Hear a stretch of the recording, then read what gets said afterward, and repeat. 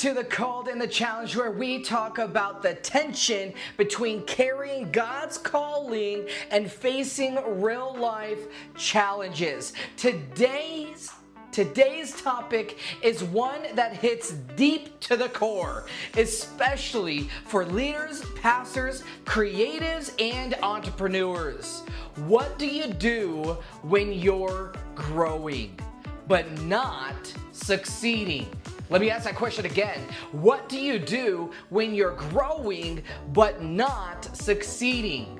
Or worse, succeeding in the world's eyes, but not truly growing in God's eyes. Today's episode is titled, Don't Confuse Growth with Success. Because just because something is growing doesn't mean it's healthy. Let's get into it.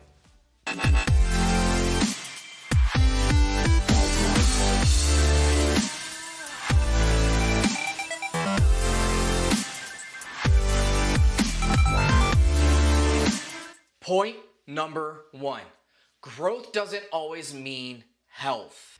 Friends, listen closely. We live in a culture obsessed with numbers. How many followers do you have? How many views do you have? How fast did it grow? And if we were honest, or are honest, we've started using the world's scoreboard to measure kingdom effectiveness. But not everything that grows is good.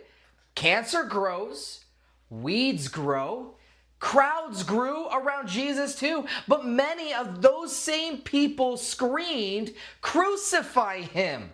You see, Jesus wasn't impressed by crowds, he was looking for disciples. And we need to be careful that we don't equate rapid growth with God's approval.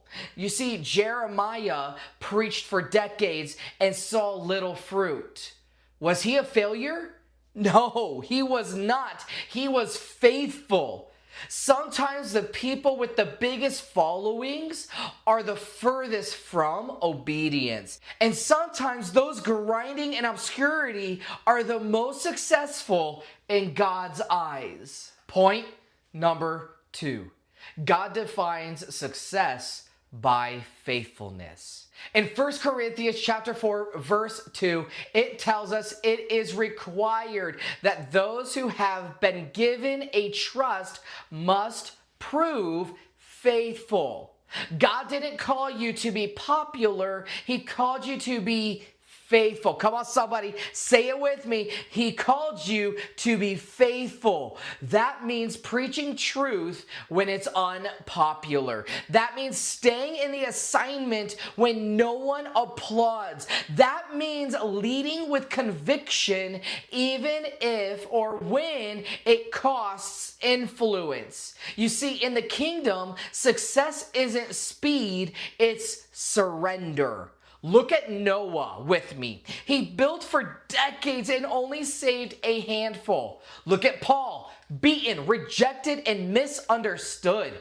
God never said, go viral. He said, be holy. You see, your assignment may not come with applause, but if it came from heaven, it's absolutely worth it.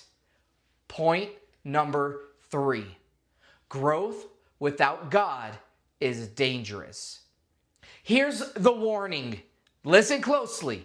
Not all growth is from God. You can build a platform without the presence of God. You can have great Christian music without the anointing upon the worship. You can manipulate your way into a room that God never even opened. You can also grow a following by feeding people what they want instead of what they need. Matthew 7:22 through 23 should absolutely shake every single one of us. It tells us that many will say to me on that day, Lord, Lord, did we not prophesy, cast out demons, do mighty works? And he will say, I never knew you. Those are hard words. And I pray that if you're hearing these words, if you're hearing this, you're not one that will ever hear that. Success isn't the evidence of salvation. Intimacy with God is. You see, you can be growing outwardly while dying inwardly. The crowds might be clapping, but is God still speaking? That's the question that every single one of us need to be asking. And can I be real for just a second? There have been moments in ministry in my own life where the church was growing, but I wasn't. People were showing up, the number looked great, but inside I felt disconnected, I felt exhausted and off of mission. It took a hard reset. I had to stop asking, is it growing? And start asking, is it God? Just because something is working doesn't mean it's what you were called to do.